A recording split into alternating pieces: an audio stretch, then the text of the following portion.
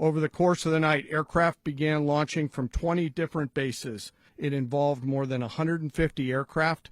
On arrival into the target area, the helicopters came under fire, and they replied with that fire with overwhelming force in self-defense and returned to their afloat launch bases. And the force was over the water at 3:29 a.m. Eastern Standard Time with indicted persons on board.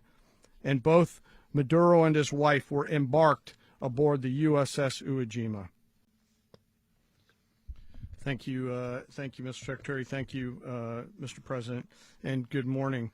Last night, on the order of the President of the United States and in support of a request from the Department of Justice, as the President said, the United States military conducted an apprehension mission in Caracas, Venezuela, to bring to justice two indicted persons, Nicolás and Cecilia Maduro.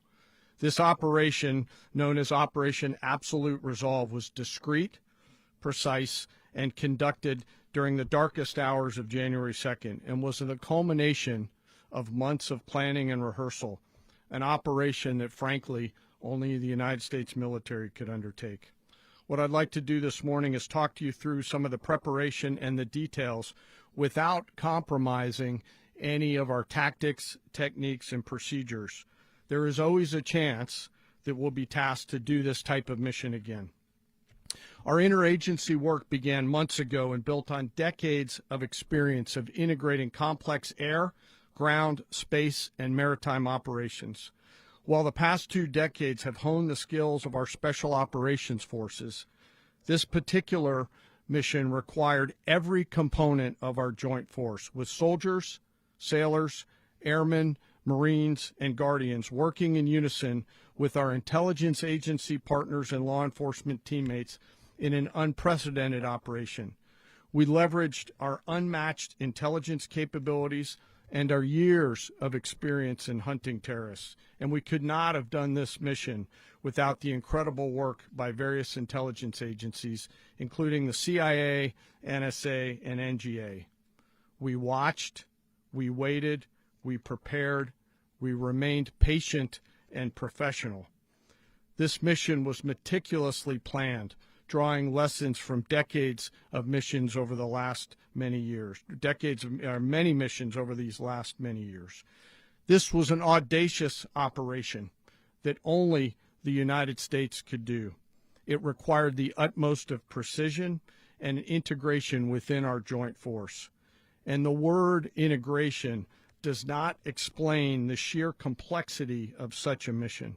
An extraction so precise it involved more than 150 aircraft launching across the Western Hemisphere in close coordination, all coming together in time and place to layer effects for a single purpose: to get an interdiction force into downtown Caracas while maintaining the element of tactical surprise. Failure of one component of this well-oiled machine would have endangered the entire mission, and failure is never an option for America's joint force. Those in the air over Caracas last night were willing to give their lives for those on the ground and in the helicopters. Let me talk a little bit about the preparation. After months of work by our intelligence teammates to find Maduro and understand how he moved, where he lived, where he traveled, what he ate, what he wore, what were his pets, in early December, our force was set pending a series of aligned events. Key was choosing the right day to minimize the potential for civilian harm and maximize the element of surprise and minimize the harm to the indicted personnel so, as the President said, they could be brought to justice. And as the President said earlier today, weather in Venezuela is always a factor this time of the year. And over the weeks through Christmas and New Year's, the men and women of the United States military sat ready, patiently waiting for the right triggers to be met and the President to order us into action.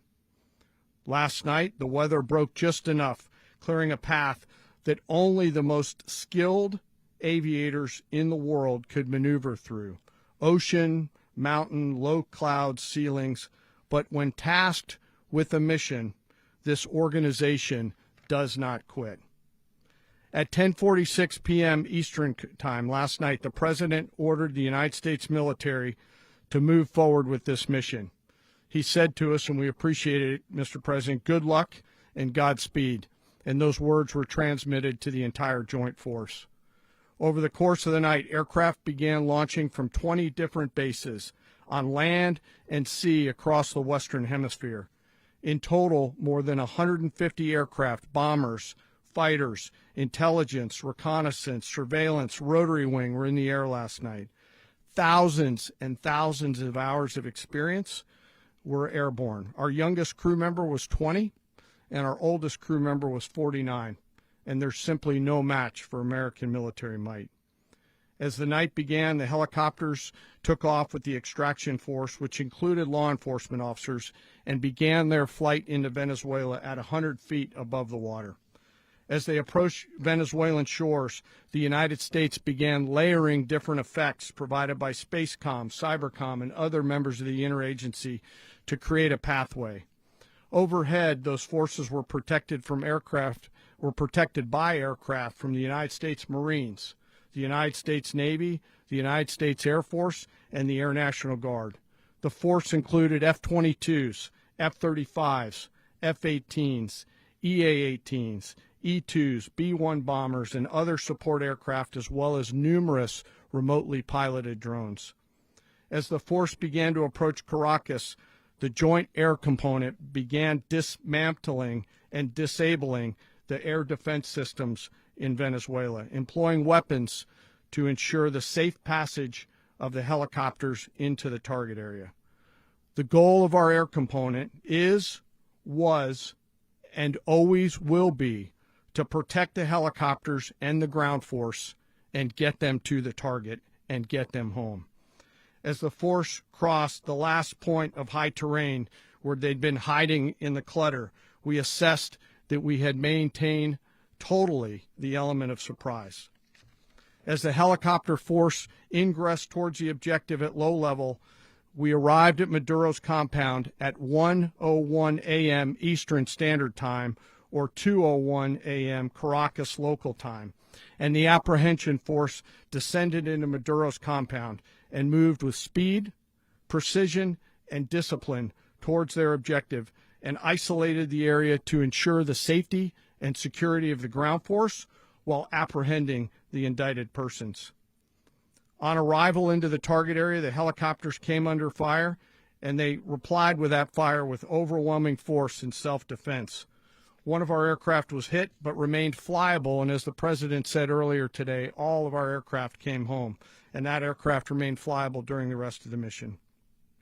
As the operation unfolded at the compound, our air and ground intelligence teams provided real-time updates to the ground force, ensuring those forces could safely navigate the complex environment without unnecessary risk. The force remained protected by overhead tactical aviation. Maduro and his wife, both indicted, gave up and were taken into custody by the Department of Justice, assisted by our incredible U.S. military with professionalism and precision, with no loss of U.S. life. After securing the indicted persons, the force began to prep for departure. Helicopters were called in to exfiltrate the extraction force, while fighter aircraft and remotely piloted aircraft provided overhead coverage and suppressive fire. There were multiple self-defense engagements as the force began to withdraw out of Venezuela. The force successfully exfiltrated and returned to their afloat launch bases, and the force was over the water at 3:29 a.m. Eastern Standard Time with indicted persons on board, and both Maduro and his wife were embarked aboard the USS Iwo Jima. In closing, what we've witnessed today is a powerful demonstration of America's joint force. We think, we develop, we train, we rehearse, we debrief, we rehearse again and again, not to get it right, but to ensure that we cannot get it wrong. Our jobs are to integrate combat power so when the order comes, we can deliver overwhelming force at the time and the place of our choosing against any foe anywhere in the world. I am immensely proud today of our joint force and filled with gratitude to represent them here today. There is simply no mission too difficult for these incredible professionals and the families that stand by them and support them. As we stand here this morning, our forces remain in the region at a high state of readiness, prepared to project power, defend themselves, and our interests in the region. This operation is a testament to the dedication and unwavering commitment to justice and our resolve to hold accountable those who threaten peace and stability. In closing, I want to express my heartfelt gratitude to the brave men and women who executed this mission. Their courage and tireless commitment to our nation are what makes us strong. Thank you, Mr. Secretary, and thank you, Mr. President.